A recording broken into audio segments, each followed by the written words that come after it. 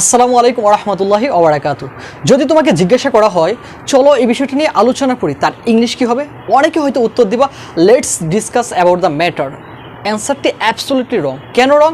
কারণ ডিসকাস এমন একটা শব্দ যার পরবর্তীতে তুমি অ্যাবাউট বসালা, সেই অ্যাবাউটটা হবে না। অর্থাৎ পৃথিবীতে এমন কিছু ভার্ব আছে যেগুলোর পর প্রেপোজিশন হয় না, যাকে বলা হয় জিরো প্রেপোজিশন অথবা নো প্রেপোজিশন। আজকে আমরা একটা টেকনিক বা গল্পের মাধ্যমে শিখব কোন সকল ভার্বের পর প্রেপোজিশন হয় না। দেখো, জিরো প্রেপোজিশন বা নো প্রেপোজিশন অর্থাৎ যে সকল ভার্বের পর কোনো ধরনের প্রেপোজিশন হবে না। তো আমি একটু ভার্বগুলো দ্রুত পড়বো, তারপর গল্পটা তোমাদেরকে আস্তে আস্তে বলবো। ডেসক্রাইব, দ্যাট মিনস হচ্ছে বর্ণনা করা। রিজেম্বল অর্থাৎ কারো সাদৃশ্য হওয়া। এন্টার প্রবেশ করা। আস্ক জিজ্ঞাসা করা। রিকোয়েস্ট অনুরোধ করা। রিচ পৌঁছানো। মিট সাক্ষাৎ করা। কনসার্ন অর্থাৎ উদ্বেগ। কনফিউজড অর্থাৎ কনফিউজড হয়ে যাওয়া মানে দ্বিধাদ্বন্দ্বে পড়ে যাওয়া। অ্যান্সার উত্তর। কন্টেমপ্লেট ভাবা বা চিন্তা করা। ইনভেস্টিগেট তদন্ত করা। রিজাইন অর্থাৎ হচ্ছে রিজাইন দেওয়া বা চাকরি ছেড়ে দেওয়া। অর্ডার মানে হচ্ছে আদেশ করা। অ্যানাউন্স তো জানো ঘোষণা। রিকমান্ড সুপারিশ। পেইন্ট অর্থাৎ পেইন্ট করে রাখা বা আঁকা। ডিসকাস অর্থাৎ হচ্ছে কি আলোচনা করা।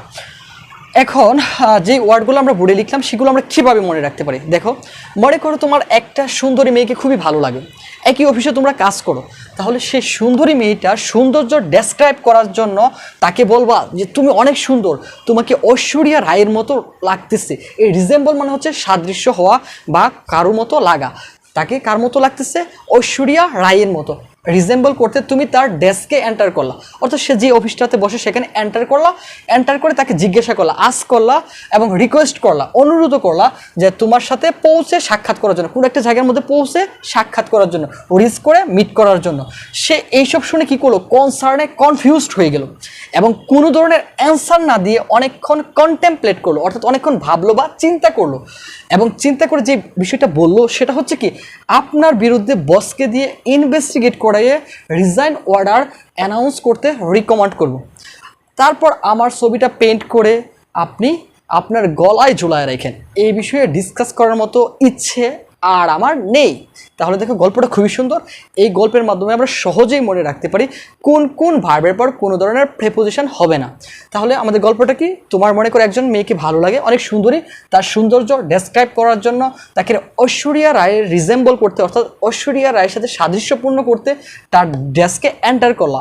এন্টার করে তাকে আস্ক করলা, তোমার আস্ক এবং রিকোয়েস্ট করলা তোমার সাথে রিচ মিট করার জন্য। সে এইসব শুনে কনসার্নে কনফিউজড হয়ে গেল এবং কোনো ধরনের অ্যান্সার না দিয়ে অনেকক্ষণ কন্টেমপ্লেট করলো। কন্টেমপ্লেট করে সে যে বিষয়টা বললো সেটা কি, আপনার বিরুদ্ধে বসকে দিয়ে ইনভেস্টিগেট করিয়ে রিজাইন অর্ডার অ্যানাউন্স করতে রিকমান্ড করবো। তারপর আমার ছবিটাকে পেন্ট করে আপনি গলায় ঝুলায় রাখেন। আপনার সাথে এই বিষয়ে ডিসকাস করার মতো কোনো ইচ্ছে আমার আর নেই। দেখো, যে প্রশ্নটা এখানে লিখলাম এটা হচ্ছে 41 BCS এসেছিল। আর এই প্রশ্নগুলোই বিভিন্ন চাকরি পরীক্ষায় ঘুরিয়ে ফিরিয়ে বারবার আসে। এটা হচ্ছে 41 BCS। এই 41 BCS এই প্রশ্নটা এসেছিল। প্রশ্নটা কি, when Ushashi enter dash the room everybody stop talking. তাহলে এখানে কী হবে? অ্যান্সারটা অনেক এখানে দেওয়া ছিল টু, অ্যাবাউট, সামথিং আরও কিছু দেওয়া ছিল। তাহলে অনেকে কী ব্যবহার করো? এন্টারের পরে to, he enter to the room. এটা একটা ভুল অ্যান্সার। এখানে কি হবে? এন্টারের পর কোনো ধরনের প্রেপোজিশনই হবে না, অর্থাৎ নো প্রেপোজিশন অ্যান্সার হবে। অর্থাৎ এখানে কোনো ধরনের প্রেপোজিশন হবে না, কারণ আমরা এখানে যে ওয়ার্ডগুলো পড়লাম তার মধ্যে একটা অন্যতম অর্থ ছিল বা শব্দ ছিল কি, এন্টার। আর এন্টারের পরে কি হয় না? কোনো ধরনের প্রেপোজিশন হয় না, কারণ এই ভার্বগুলো কোনো ধরনের প্রেপোজিশনই গ্রহণ করে না। যদি কোনো কারণে প্রেপোজিশন হয়, এখন প্রশ্ন থাকতে পারে মাঝে মধ্যে তো হয়, যদি কোনো কারণে হয় তাহলে অর্থটাই চেঞ্জ হয়ে যায়। অর্থাৎ এন্টার দ্বারা আমরা জানি কি করা, এন্টার দ্বারা হচ্ছে প্রবেশ করা বোঝায়। ENTER এন্টার দ্বারা হচ্ছে প্রবেশ করা বোঝায়। কিন্তু যখন তারপরে প্রেপোজিশন ব্যবহার করব তখন এন্টারের অর্থ হয় প্রবেশ করা বোঝাবে না, এন্টার দ্বারা তখন বোঝাবে হচ্ছে কোনো একটা চুক্তিতে আবদ্ধ হওয়া। দেখো, অনেকে ইনটু ব্যবহার করো বা এন্টার টু। তাহলে এন্টারের পর যখন আমরা ইনটু ব্যবহার করব, এন্টার ইনটু, তখন এর বাংলা অর্থ হবে কোনো একটা চুক্তিতে আবদ্ধ হওয়া। চুক্তিতে আবদ্ধ হওয়া, চুক্তিতে আবদ্ধ হওয়া। তখন এন্টারের বাংলা অর্থটা আর প্রবেশ করা বোঝাবে না, এন্টারের বাংলা অর্থ হবে চুক্তিতে আবদ্ধ হওয়া। আবার দেখো, অ্যান্সার, একটা শব্দ ছিল অ্যান্সার, কোনো ধরনের অ্যান্সার না দিয়ে এই যে অ্যান্সার, অ্যান্সারের পর যখন তুমি ফর বসাবা তার বাংলা অর্থ হয়ে যাবে কি, দায়ী হওয়া। অ্যান্সার ফর দায়ী হওয়া, তখন কিন্তু উত্তর দেওয়া আর বোঝাবে না। অর্থাৎ যখনই তুমি প্রেপোজিশনটা বসাবা তখন তার অর্থটাই চেঞ্জ হয়ে যাবে। খুবই গুরুত্বপূর্ণ একটি বিষয়। আরেকটা বিষয় আমি একটু বলে রাখি, খুবই গুরুত্বপূর্ণ। জাহাঙ্গীরনগর ইউনিভার্সিটিতে সম্ভবত এই প্রশ্নটা এসেছিল, আমি এটা লিখে শেষ করে দিচ্ছি। সেই প্রশ্নটা কি, লেটস ডিসকাস ড্যাশ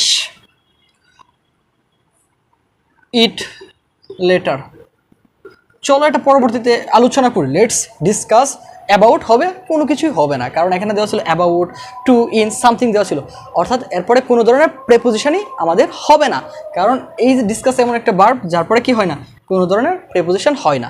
আশা করি আজকে ক্লাসটি ভালো লেগেছে। ভালো লাগলে আমাদের সাথে থাকো। ধন্যবাদ সবাইকে।